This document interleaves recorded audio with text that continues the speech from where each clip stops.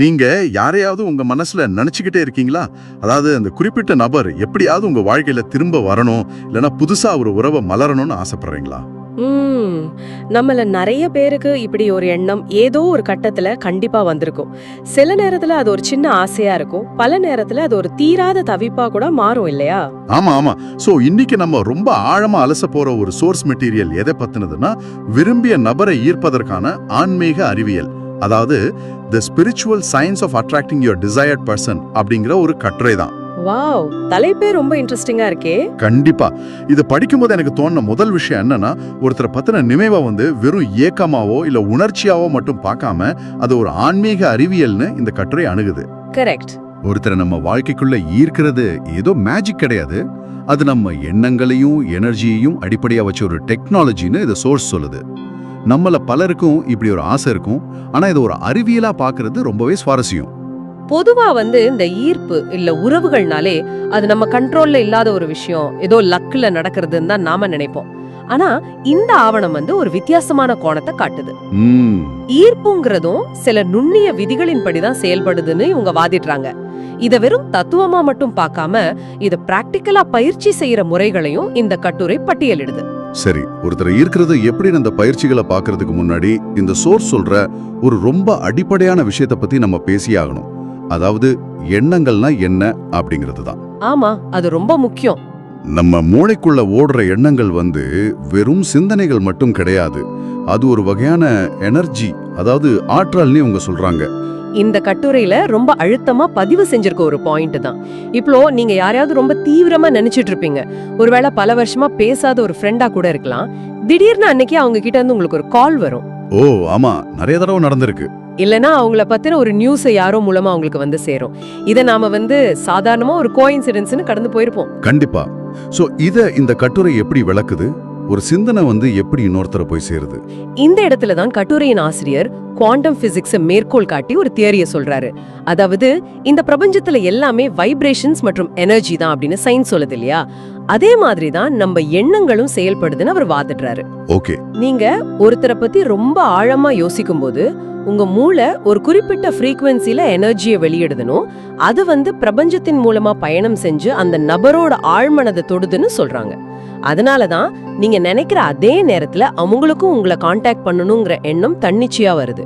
ஓ, அப்ப இத லைக் ஒரு ரேடியோ சிக்னல் அனுப்புறது மாதிரி வச்சுக்கலாமா? சொல்லலாம். அதாவது எஃப்எம் ரேடியோல நாம 98.3ங்கிற ஃப்ரீக்வன்சியை டியூன் பண்ணா அந்த பாட்டு எப்படி கரெக்டா பிளே ஆகுதோ, அதே போல நாம ஒரு குறிப்பிட்ட ஃப்ரீக்வன்சில நம்ம எண்ணங்களை அனுப்புனா அவங்க அந்த சிக்னலை ரிசீவ் பண்றாங்க. என் மூளை ஒரு டிரான்ஸ்மிட்டர் மாதிரியும் அவங்க மூளை ஒரு ரிசீவர் மாதிரியும் செயல்படுதுன்னு சொல்லலாமா? அந்த உதாரணம் ரொம்ப சூப்பர். இந்த கான்செப்ட் அது ரொம்ப ஈஸியா புரிய வைக்குது. நம்ம மூளை தொடர்ந்து பலவிதமான சிக்னல்களை அனுப்பிக்கிட்டே தான் இருக்கு. நாம தினமும் ஆயிரக்கணக்கான விஷயங்களை யோசிக்கிறோம். ஆமா, ஏகப்பட்ட விஷயங்கள் ஓடிட்டு இருக்கோம். ஆனா நாம எதன் மேல அதிக கவனம் செலுத்துறோமோ, எந்த எண்ணத்துக்கு அதிக இமோஷன்ஸ் கொடுக்கறோமோ அந்த சிக்னல் மட்டும் ரொம்ப ஸ்ட்ராங்காவும் தெளிவாவும் மாறுதுன்னு ஆசிரியர் சொல்றாரு. சாதாரணமா ஒருத்தரை நினைக்கிறதுக்கும் முழு ஈடுபாட்டோட நினைக்கிறதுக்கும் நிறைய வித்தியாசம் இருக்கு.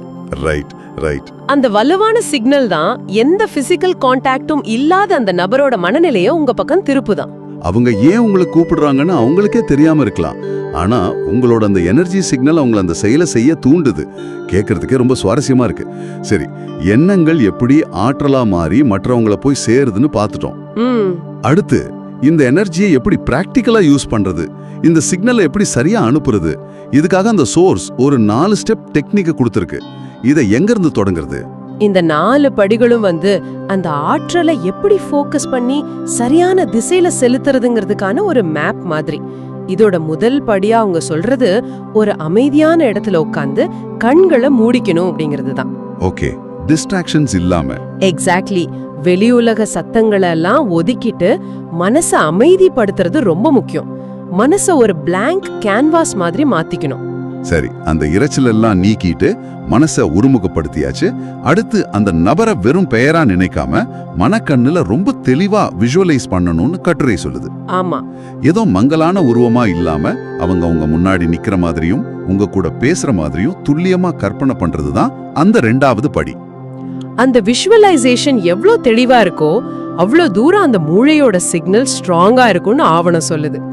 உங்க கற்பனையில அந்த நபரோட முகபாவனைகள், அவங்க போட்டிருக்க ட்ரெஸ்ன்னு எல்லாமே தெளிவா இருக்கணும்.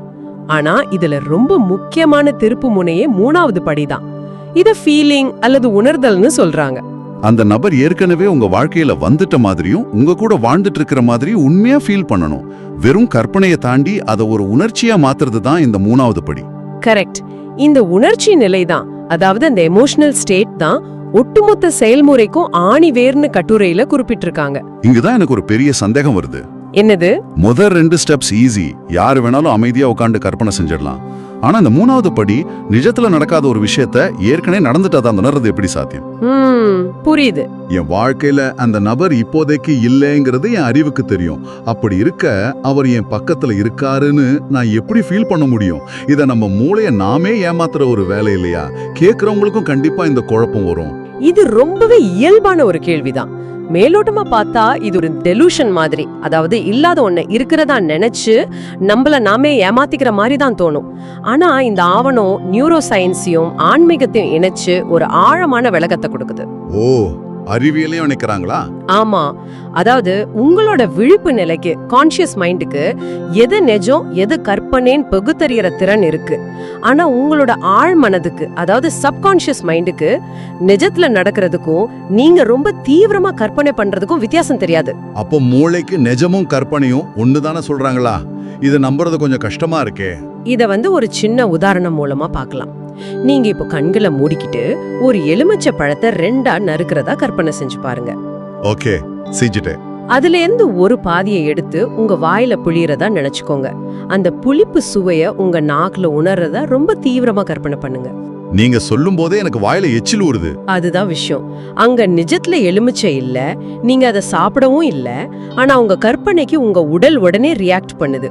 மூளையோட நரம்பியல் கட்டமைப்புகள் அந்த கற்பனையை நிஜம்னு நம்பி உமிழ்நீரை சுரக்க வைக்குது. வாவ், ஆமா. இதே லாஜிக் தான் இங்கேயும் வேலை செய்யுது. அந்த நபர் உங்க பக்கத்துல இருக்காருன்னு நீங்க தீவிரமா கற்பனை செஞ்சு அதை உணரும் போது உங்க மூளை டோபமைன், செரோட்டோனின் மாதிரியான ஹாப்பி ஹார்மோன்களை வெளியிடுது.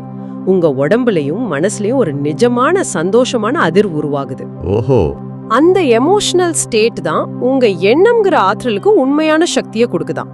அந்த உணர்வு தான் உங்களோட சிக்னலை பல மடங்கு பெருசாக்குது. இந்த எலுமிச்சை பழம் எக்ஸாம்பிள் வச்சு பார்க்கும்போது இது ரொம்ப கிளியரா புரியுது. நாம வெறும் வார்த்தைகளாவோ படமாவோ நினைச்சா பத்தாது. அந்த சந்தோஷத்தை நம்ம உடல் ரீதியாவும் மன ரீதியாவும் உணரும் போதுதான் காத்துல கலக்கிற சிக்னல் ஒரு ஸ்ட்ராங்கான எனர்ஜியா மாறுது. எக்ஸாக்ட்லி. சரி, 4வது படியா கட்டுரை சொல்றது ஒரு அஃபர்மேஷன். இந்த உணர்வை மனசுல நிறுத்தினபடியே ஒரு வாக்கியத்தை தினமும் 5லிருந்து 10 நிமிஷம் வரைக்கும் திரும்ப திரும்ப சொல்லணும். அந்த வாக்கியம் என்னன்னா, அவர் என்ன நேச்சுரலா ஈர்க்கப்படுறார் அப்படிங்கிறது தான். ஆமா, அவர் எப்படியாவது என்கிட்ட வந்துடணும்னு கட்டாயப்படுத்தாம இயல்பாவே அவங்க உங்களை நோக்கி ஈர்க்கப்படுறாங்கன்னு ஆழமா நம்பி இதை சொல்லணும். ஆக அமைதியான இடம், தெளிவான விஷுவலைசேஷன், உண்மையான ஃபீலிங், அப்புறம் இந்த உறுதியான வாக்கியம், இந்த 4 சேர்ந்ததுதான் அந்த ஈர்ப்பு முறை. இந்த 4 படிகளும் ஒன்னு சேரும்போது உங்களோட எண்ணம் ஒருமுகப்படுத்தப்பட்டு அது உங்க இலக்க ரொம்ப துல்லியமா போய் சேரும்னு ஆவணம் சொல்லுது. இவ்ளோ தெளிவா ஸ்டெப்ஸ் கொடுத்திருந்தாலும் இந்த பயிற்சிகளை செய்யற பலருக்கு உடனே ரிசல்ட் வர்றது கிடையாது. இது ஏன் ஒர்க் ஆக மாட்டேங்குதுன்னு ஒரு கேள்வி வரும். ஆமா, நிறைய பேர் கேக்குற கேள்விதான் இது. இந்த இடத்துல தான் இந்த கட்டுரை ரொம்ப முக்கியமான ஒரு வார்னிங் கொடுக்குது. மக்கள் செய்யற மிகப்பெரிய தப்பு டெஸ்பரேஷன் சொல்லப்படுற அதிகப்படியான தவிப்பு அல்லது விரக்தி நிலை. ஆமா, இந்த பயிற்சியை செய்யும் போது நான் எல்லாத்தையும் கரெக்டா செஞ்சுட்டேன், அந்த நபர் எப்போ வருவாரு, ஏன் இன்னும் மெசேஜ் பண்ணல, அவருக்கு என் சிக்னல் கிடைச்சதா இல்லையான்னு ஒவ்வொரு செகண்டும் பதறது இருக்குல்ல, அது அந்த ஆற்றலோட ஓட்டத்தைய, அதாவது எனர்ஜிய பிளாக் பண்ணிடும்னு ஆவணம் சொல்லுது. அந்த தவிப்பு உங்க சிக்னலையே அழிச்சிடுமா.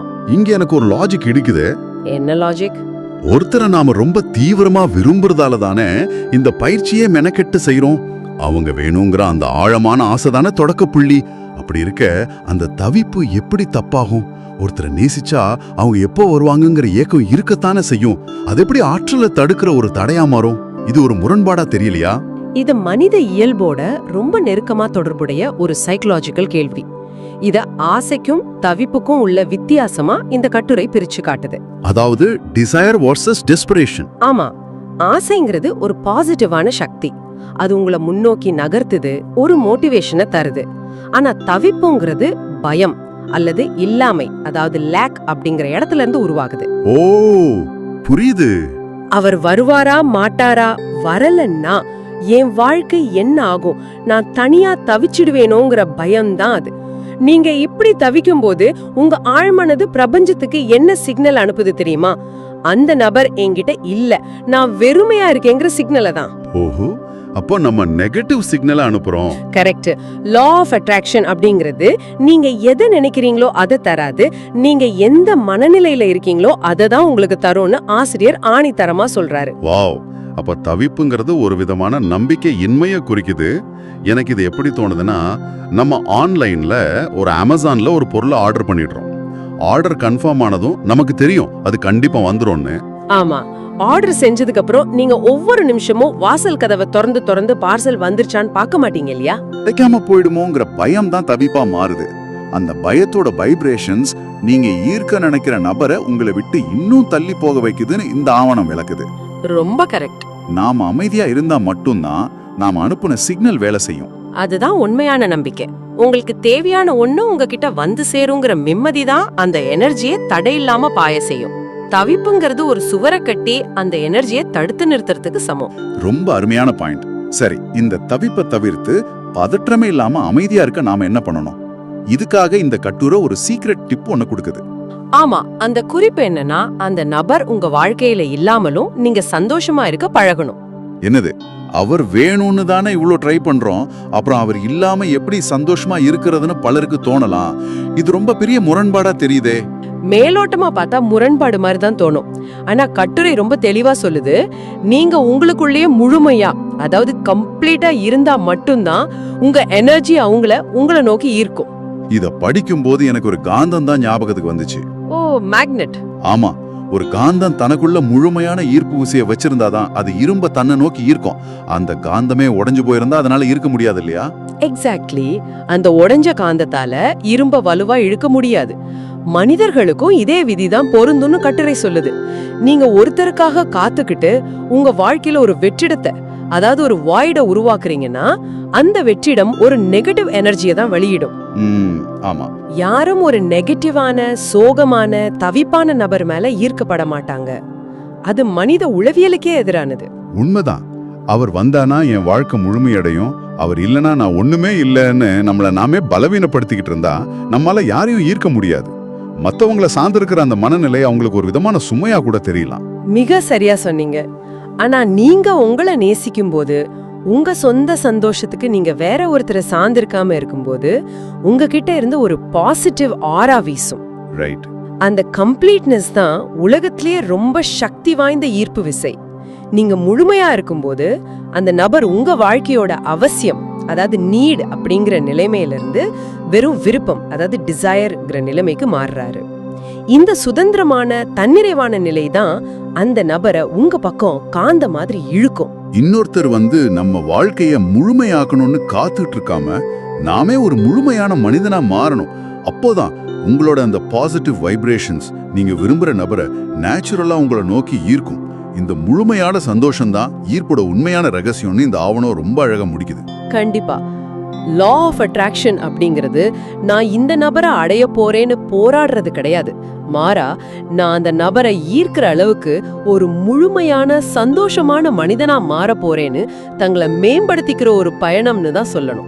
ஆக அமைதியான இடத்துல உட்கார்ந்து விஷுவலைஸ் பண்ணி உணர்ந்து அந்த வாக்கியத்தை உச்சரிக்கிறது, இந்த செயல்முறையை தொடர்ந்து செய்யும்போது, அதாவது கன்சிஸ்டண்டா பிராக்டிஸ் பண்ணும்போது அது நம்ம எண்ணங்களை சீரமைச்சு மிகப்பெரிய பலன்களை தருங்கிறது தெளிவா புரியுது. இதை நான் எப்படி பாக்குறேன்னா, இது ஒருத்தரை ஈர்க்கிற பயிற்சி மட்டும் கிடையாது, நம்மள நாமே மனதளவுல கட்டுப்படுத்தவும் நம்ம எமோஷன்ஸை சரியா ஹேண்டில் பண்ணவும் கற்றுக் கொடுக்கிற ஒரு அற்புதமான டூல். 100% உண்மை. உங்க எண்ணங்களையும் உணர்ச்சிகளையும் உங்க கண்ட்ரோல்குள்ள கொண்டு வரும்போது நீங்க விரும்பின நபரை ஈர்க்கிறது மட்டும் இல்லாம உங்க ஒட்டுமொத்த வாழ்க்கையுமே உங்களால விரும்பினபடி வடிவமைக்க முடியுங்கிறது தான் இதோட ஃபைனல் மெசேஜ். இதை கேட்டுட்டு இருக்கிற உங்களை பார்த்து நான் கேட்கிறேன், நீங்க உங்க வாழ்க்கையில எந்த அளவுக்கு உங்க எமோஷன்ஸை சரியா ஹேண்டில் பண்றீங்க? நாம எதை ஆழமா நினைக்கிறோமோ அது நம்ம வாழ்க்கையை எப்படி மாத்துதுன்னு இப்போ உங்களுக்கு புரியுதா? இது வெறும் தியரி கிடையாது, நீங்க உங்க வாழ்க்கையில ஒவ்வொரு நாளும் பயன்படுத்தக்கூடிய ஒரு சக்தி. உங்களோட எண்ணங்களின் தரம் தான் உங்க வாழ்க்கையின் தரம் அப்படிங்கறத உணர்ந்து இந்த விதிகளை உங்க வாழ்க்கையில நீங்க ஈர்க்க விரும்புற விஷயங்களுக்கு பொருத்தி பாருங்க. நாம விடைபெறதுக்கு முன்னாடி ஒரு புதுசான ஆழமான கேள்வியை உங்களுக்கு விட்டுட்டு போக விரும்புறேன். நமக்குள்ளேயே நாம முழுமையாவும் சந்தோஷமாவும் இருக்கிறது ஒரு குறிப்பிட்ட நபரை ஈர்க்குங்கிற கருத்தை நாம பார்த்தோம்.